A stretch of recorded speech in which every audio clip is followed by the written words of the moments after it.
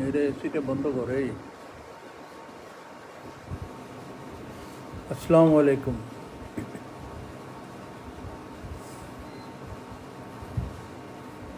আপনাদের অনেকেরই জানা আছে উহান প্রদেশের এক সাহিত্যিক বা লেখক একটি গল্প লিখেছিলেন, গল্পের বই। সেখানে উল্লেখ ছিল এবং 12 বছর আগে যে এই উহান প্রদেশ থেকেই একটি ভাইরাস বেরোবে, এটা সারা পৃথিবীকে নেড়ে দিবে, কোটি কোটি লোক এই ভাইরাসের জন্য নিধন হবে। সে আরও বলেছিল এই ভাইরাস কয়েক বছর থাকবে। সবচেয়ে গুরুত্বপূর্ণ বিষয় হচ্ছে এই ভাইরাসটি কোটি কোটি লোককে হত্যা করে একসময় হঠাৎ উধাও হয়ে যাবে। এমনকি যারা আক্রান্ত ছিল, যাদের ফুসফুস আক্রমণ করেছে, তাদেরকেও ছেড়ে চলে যাবে, ফলে সমস্ত লোক সুস্থ হয়ে গেল। এখন আমি ভাবছিলাম সম্ভবত, যদিও আগেই পত্রপত্রিকায় বিভিন্ন লোকে মহা চিন্তায় পড়েছিল যে আজকে যেই করোনা ভাইরাস যা যা করছে, যেভাবে এসেছে, সমস্ত কিছু 12 বছর আগে কি করে এই লোক তার বইতে এটা লিখেছিল। সেই জন্য আমি ভাবছিলাম শেষ পর্যন্ত পরিণতি সেদিকেই যাচ্ছে কি না। নইলে কতজন কতভাবে সারা পৃথিবীর সকল বৈজ্ঞানিক একসাথে চেষ্টা করেও এটার কোনো প্রতিষেধক কিংবা এটার কোনো ভ্যাকসিন কিংবা এটার কোনো ঔষধ আবিষ্কার করতে পারে নাই। সেই জন্য মহাচিন্তার বিষয় যে এটা দিন দিন বাড়ছে। এমনকি বরং চায়নাতে আরও একটি ভাইরাস বেরিয়েছে যেটা এটার চাইতেও মারাত্মক। সুতরাং পৃথিবীর জন্যে একটি মহা সংকটকাল অপেক্ষা করছে। আমি বোধহয় গতকালই বলেছিলাম 3 বছরের মধ্যে এই করোনা ভাইরাসের মাধ্যমেই আল্লাহ হয়তো পৃথিবী থেকে মানুষকে উধাও করে মানুষশূন্য পৃথিবী করবে। এখন ভাবতে হবে, কারণ তার সব কথা লেগে গেল। তাইলে সে যে বলেছে কয়েক বছর পরে হঠাৎ একদিন সকালে সবাই শুনবে যে করোনা আর নাই। এই স্বপ্নটাই দেখা ছাড়া আমাদের তো আমি তো কোনো সমাধান দেখছি না। প্রতিনিয়ত কয়দিন পরেই পত্রপত্রিকায় বা সংবাদ মাধ্যমে প্রচার হয় ইংল্যান্ডে প্রায় শেষ পর্যায়ে এসেছে, ওই চায়নাতে আর সপ্তাহখানেকের মধ্যে। এসব শুনতে শুনতে অধৈর্য হয়ে গেছে, আর শুনতে চাই না। যাই হোক, এবার একটি পুরানো খবরের রেশ টানতে চাই।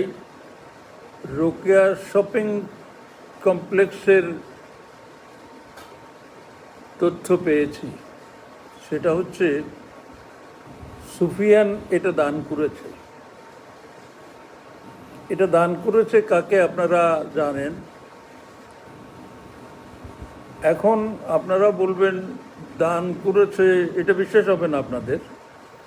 অনেকেই মনে করবেন এটা কোন ধরনের কথা। কিন্তু কেউ যদি দান করে কাউকে, আপনার আমার কি করার আছে? আপনারা বিশ্বাস না করলেও রেজিস্ট্রি দলিলে তো এটাই আছে। এখন আমি কি বলতে পারবো?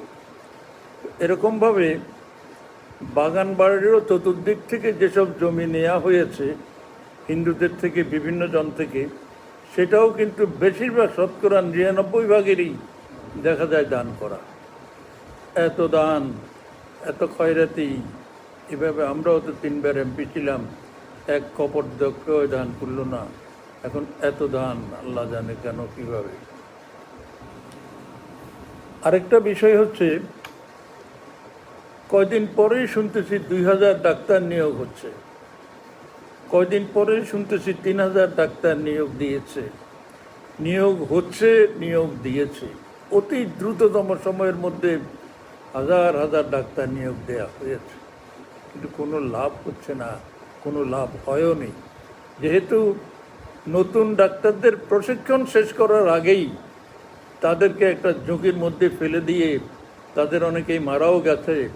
এখন কিন্তু ওই নতুন ডাক্তারদের ডিউটি দিলেও তারা ঠিকমতো ডিউটিতে যায় না। অন্যদিকে পুরান ডাক্তারদের অধিকাংশই ছুটিতে, অধিকাংশই নিজেরাই অসুস্থ ইত্যাদি। সুতরাং আমি মনে করি আমাদের পরিকল্পনার পরিবর্তন আনতে হবে। শুধু ডাক্তার নিয়োগের কথা বলে ডাক্তার নিয়োগ দিয়ে কোনো লাভ আছে বলে আমার মনে হয় না। এবার আমি খবরের দিকে চলে যাবার আগে একটা খবরের করি, সেটা হচ্ছে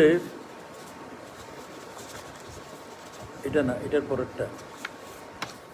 সেটা হচ্ছে এটাই, ফেনী ডায়াবেটিক হাসপাতালে 20 বেডের হাই ফ্লো সেন্ট্রাল অক্সিজেন স্থাপন করেছে হাজী নজির আহমদ গ্রুপ। এখানে ফেনী ডায়াবেটিক হাসপাতালে high flow central oxygen system সম্বলিত 20 বেডের করোনা আইসোলেশন সেন্টার স্থাপন করেছে হাজী নজির আহমদ গ্রুপ। ফেনীর স্বনামধন্য নজির আহমদ গ্রুপ বুধবার দুপুরে কোম্পানির পক্ষ থেকে 25 লাখ টাকার অনুদানের চেক হস্তান্তর করে। হাসপাতালটিতে করোনা রোগীদের চিকিৎসায় 20 বেডের আইসোলেশন সেন্টার ও একটি কেবিন স্থাপনের কাজ চলছে। হাজী নজির আহমদ গ্রুপের চেয়ারম্যান নুরউদ্দিন জানান, ডায়াবেটিক হাসপাতালে হাই ফ্লো সেন্ট্রাল অক্সিজেন স্থাপন করা হলে আক্রান্ত মুমূর্ষু রোগীরা উন্নত চিকিৎসার নিশ্চয়তা পাবেন। এই লক্ষ্যে নজির আহমদ গ্রুপ মানবিক সহায়তার উদ্যোগ নিয়েছে। এখানে প্রণিধানযোগ্য একটি বিষয় হচ্ছে এই চেকটি কোথায় হস্তান্তর করা হয়েছে। চেক হস্তান্তর, এই খবরে চেক হস্তান্তরের 25 লাখ টাকার খবর দেয়া হয়েছে ঠিকই, কিন্তু চেকটি কাকে হস্তান্তর করা হয়েছে, কোথায় হস্তান্তর করা হয়েছে বলা হচ্ছে না, বলা হয় নাই। তবে আমি যেটা শুনেছি, যাকে হস্তান্তর করেছে তাকে হস্তান্তর করা আর শিয়ালের কাছে মুরগিকে মানে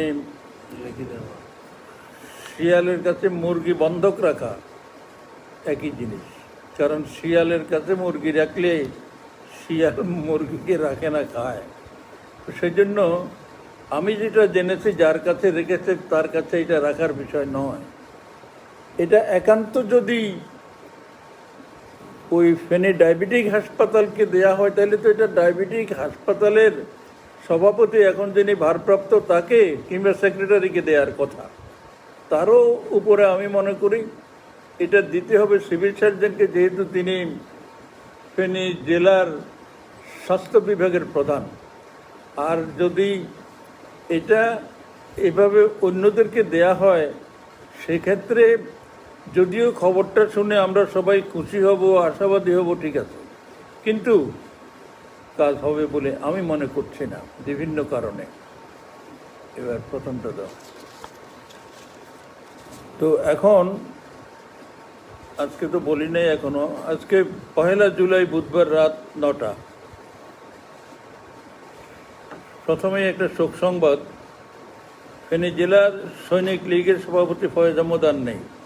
পাঁচগাছিয়া ইউনিয়ন আওয়ামী লীগের সাবেক সাধারণ সম্পাদক, মাথিয়ারা চাঁদগাজী ভূঁইয়াবাড়ি নিবাসী ও ফেনী জেলার সৈনিক লীগের সভাপতি এবং পাঁচগাছিয়া তরুণ সংঘের প্রতিষ্ঠাতা ফয়েজ আহমদ ফয়েজ আজ রাত 3টায় সময় উনার নিজ বাড়িতে ইন্তেকাল করেছেন। ইন্না লিল্লাহি ওয়া ইন্না ইলাইহি রাজিউন। তবে এখানে লেখা হয়েছে তিনি ফেনী জেলার সৈনিক লীগ আওয়ামী লীগের কোনো অনুমোদিত সংগঠন নয়। তবে তিনি সাধারণ সম্পাদক ছিলেন এক সময় আওয়ামী লীগের পাঁচগাছিয়া এই ইউনিয়নের, এটা ঠিক আছে, কিন্তু সৈনিক লীগটা যেহেতু এটার কোনো অনুমোদন নেই, সেহেতু এটা বলার দরকার নেই। করে এটা দিবি নি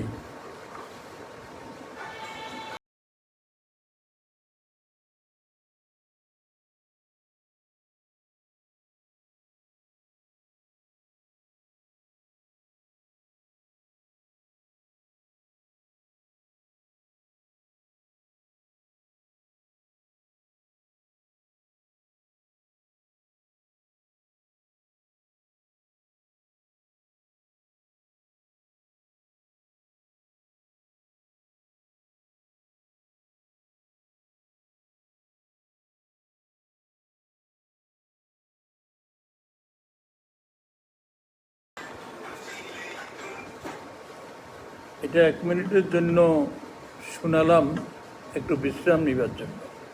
আর বাস্তবেই এটাতে, গানটাতে যে কথা বলা হয়েছে সেটা আমাদের সবাইকে চিন্তা করতে হবে। চিন্তা করলে আমাদের মধ্যে আর হানাহানিও থাকবে না, কোনো কিছু হবে না। সোনাগাজীতে অস্ত্রের মহড়া, জনমনে আতঙ্ক।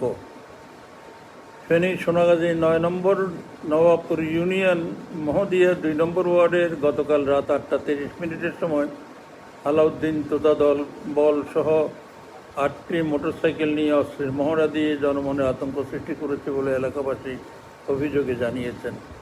ঘটনার সত্যতা জানতে 9 নম্বর নবাবপুর ইউনিয়ন চেয়ারম্যান দেলোয়ার হোসেনের সাথে আজ বিকেলে 4:47 সময় তার মুঠোফোনে যোগাযোগ করা হলে সে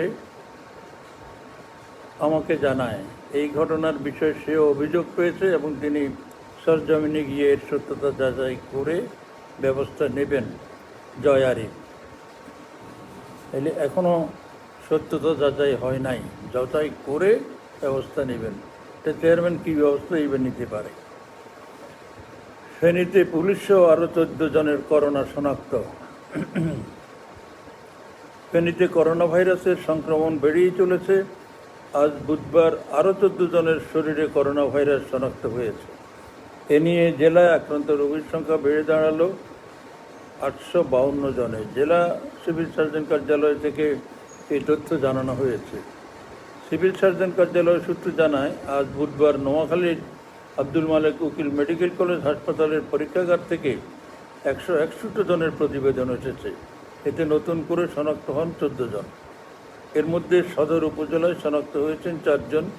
এ নিয়ে সদর উপজেলায় মোট শনাক্ত 337 জন, যা জেলার মধ্যে সবচেয়ে বেশি সংখ্যক শনাক্ত। 24 ঘন্টার মধ্যে সরকারি টিউবওয়েল বাবদ নেওয়া টাকা জনগণকে ফেরত দিন। ফুলগাজী উপজেলার 6 ইউনিয়নের, এটা রুবেল হোসেনের, 6 ইউনিয়নের প্রতি ইউনিয়নে 13টি করে সর্বমোট 78টি প্রতি টিউবওয়েলের সরকারি খরচ জমা দিতে হয় 7,000 টাকা। এর বাইরে আর কোনো খরচ নাই। এখন শুনছি ফুলগাজী উপজেলা কিছু চেয়ারম্যান সাহেব আর মেম্বার সাহেবগণ কারো থেকে 25,000 টাকা, কারো কাছ থেকে 30,000 টাকা নিয়েছেন। কেন এইসব টাকার, এই গরিব মানুষগুলো থেকে টাকা নিচ্ছেন আপনারা? কোন ক্ষতি হচ্ছে না? ক্ষতি হচ্ছে আওয়ামী লীগের, কারণ দলের নমিনেশন নিয়ে জনপ্রতি হয়েছেন। সময় দিলাম আপনাদের এখন থেকে 24 ঘন্টা যাদের থেকে টাকা নিয়েছেন তাদের টাকা ফিরিয়ে দেন। আমি কথা দিলাম কিছু বলবো না।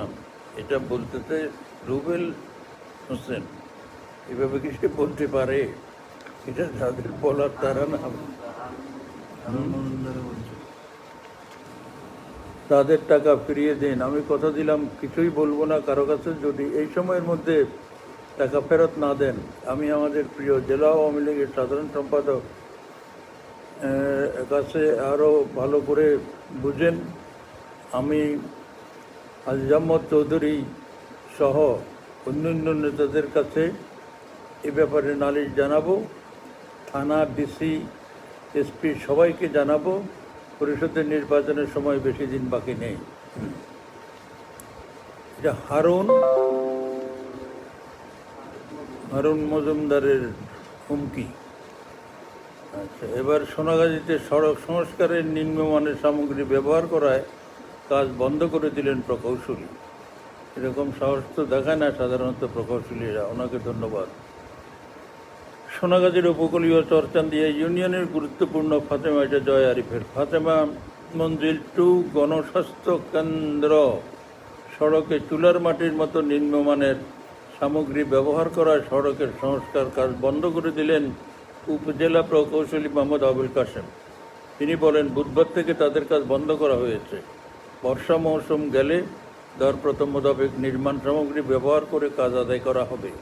তবে সামাজিক যোগাযোগ মাধ্যমে কাজের মান নিয়ে প্রশ্নগুলো সংশ্লিষ্ট ঠিকাদারদের 14 গোষ্ঠী উদ্ধার করে যাচ্ছে ফেসবুক ব্যবহারকারীরা। নিম্নমানের কাজ নিয়ে এলাকাবাসীর মাঝে তীব্র ক্ষোভ ও চরম অসন্তোষ বিরাজ করছে। সড়কটিতে নিম্নমানের সামগ্রী ব্যবহারের বিষয়ে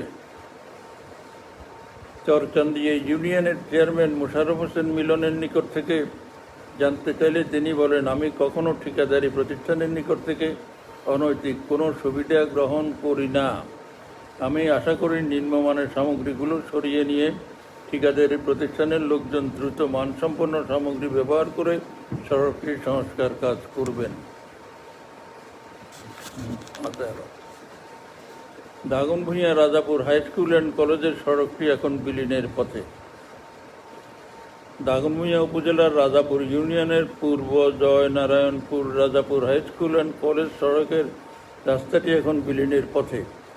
এই সড়কটির সংস্কার কাজ শেষ হতে না হতেই গার্ডওয়াল সহ ভেঙে পুকুরে চলে গেলেও এলজিইডি কর্তৃপক্ষের এখনও নজরে পড়েনি। বিষয়টি প্রতি স্থানীয়রা সংশ্লিষ্ট কর্তৃপক্ষের দৃষ্টি আকর্ষণ করছেন।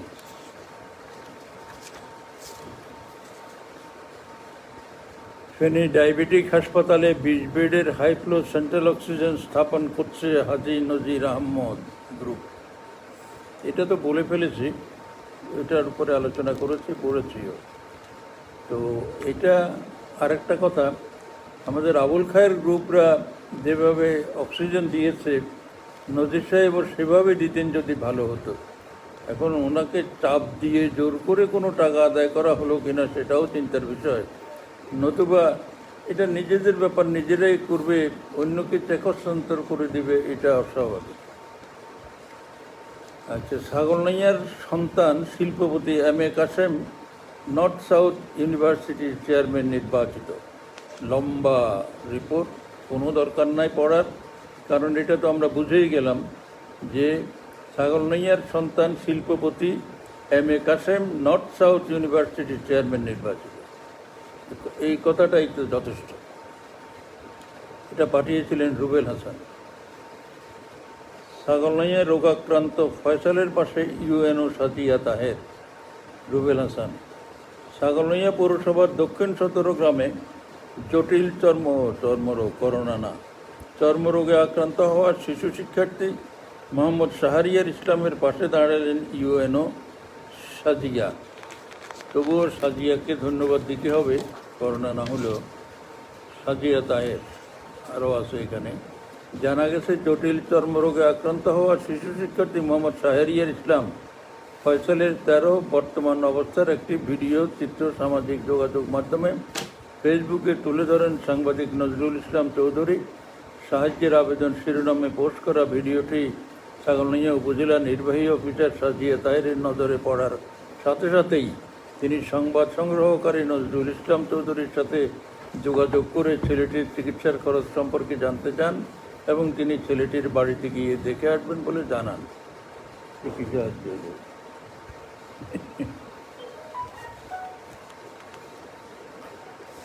ছাগলনাইয়া স্বাস্থ্য কমপ্লেক্সে করোনা আইসোলেশন ওয়ার্ডে সেন্ট্রাল অক্সিজেন উদ্বোধন। ছাগলনাইয়া উপজেলা স্বাস্থ্য কমপ্লেক্সে করোনা আইসোলেশন ওয়ার্ডের করোনা আক্রান্ত রোগীদের জন্য সেন্ট্রাল অক্সিজেন সিস্টেম উদ্বোধন করা হয়েছে। বুধবার 1 জুলাই দুপুর 12টায় প্রধান অতিথি হিসাবে উপস্থিত থেকে এর উদ্বোধন করেন ফেনী 1 আসনের সংসদ সদস্য শিরিন আক্তার। ছাগলনাইয়া উপজেলা স্বাস্থ্য ও পরিবার পরিকল্পনা কর্মকর্তা মোহাম্মদ শিহাব উদ্দিনের সভাপতিত্বে এই সভায় উপস্থিত থেকে বক্তব্য রাখেন উপজেলা নির্বাহী কর্মকর্তা সাজিয়া তাহের।